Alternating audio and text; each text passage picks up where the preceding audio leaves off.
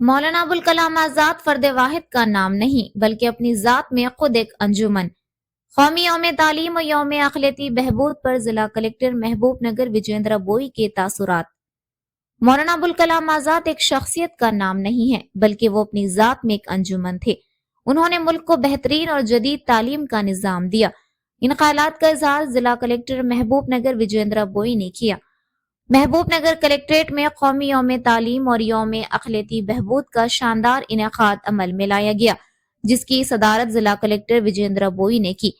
انہوں نے کہا کہ مولانا آزاد کی شخصیت غیر معمولی شخصیت تھی، جس نے ملک کو سیکولرزم، قومی اتحاد اور وطن سے محبت اور بہت کچھ دیا۔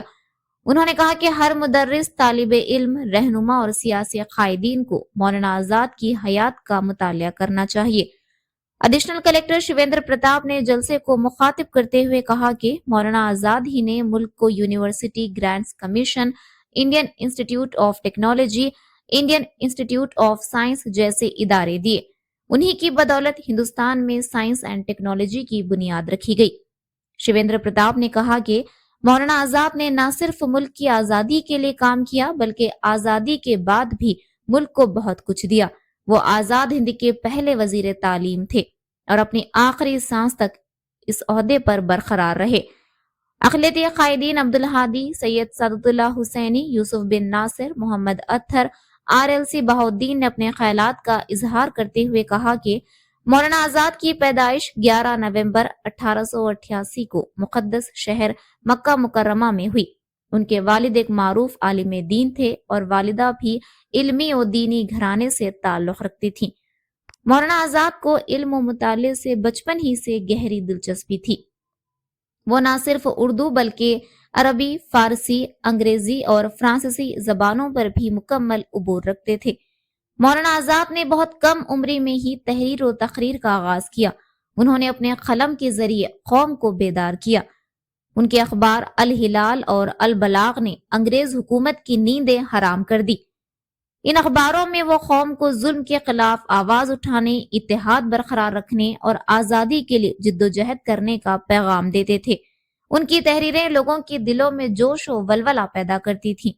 اس لیے انگریز حکومت نے ان کے اخبارات بند کر دیے اور مولانا آزاد کو کئی بار قید و بند کی صعوبتیں برداشت کرنی پڑی، مگر انہوں نے کبھی ہار نہیں مانی۔ اجلاس کنوینر اور ضلع اقلیتی بہبود آفیسر R اندرا نے جلسے کو مخاطب کرتے ہوئے کہا کہ مولانا آزاد دور بینی نگاہ رکھتے تھے۔ انہوں نے بہت پہلے ہی ملک کے حالات کو دیکھ لیا تھا، اسی لیے وہ دو قومی نظریے کے خلاف تھے۔ مولانا آزاد نے اپنی پوری زندگی قوم و ملک کے لیے وقف کر دیا تھا۔ محترمہ R اندرا نے کہا کہ ہم سب مولانا آزاد کی زندگی کا ہر زاویے سے مطالعہ کرتے ہوئے ان کے مشن کو اپنی زندگی میں لانا چاہیے۔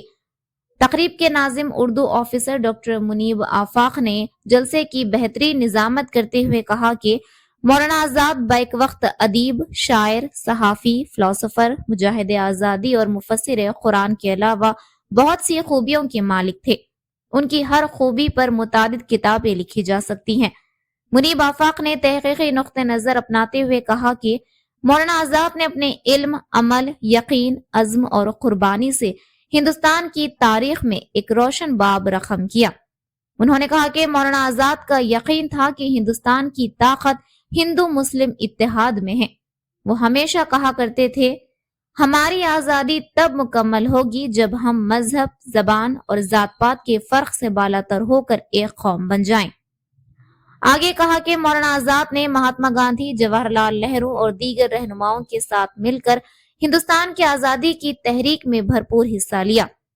اس موقع پر ضلعی آفیسران، اقلیتی قائدین، خواجہ فیاض الدین، انور پاشا، تقی حسین تقی، کنوینر ملی محاذ محمد صادق حسین، محمد ہاشم مسلم لیگ، یوسف بن ناصر کانگریس کے علاوہ اساتذہ، طلبہ اور دیگر شریک تھے۔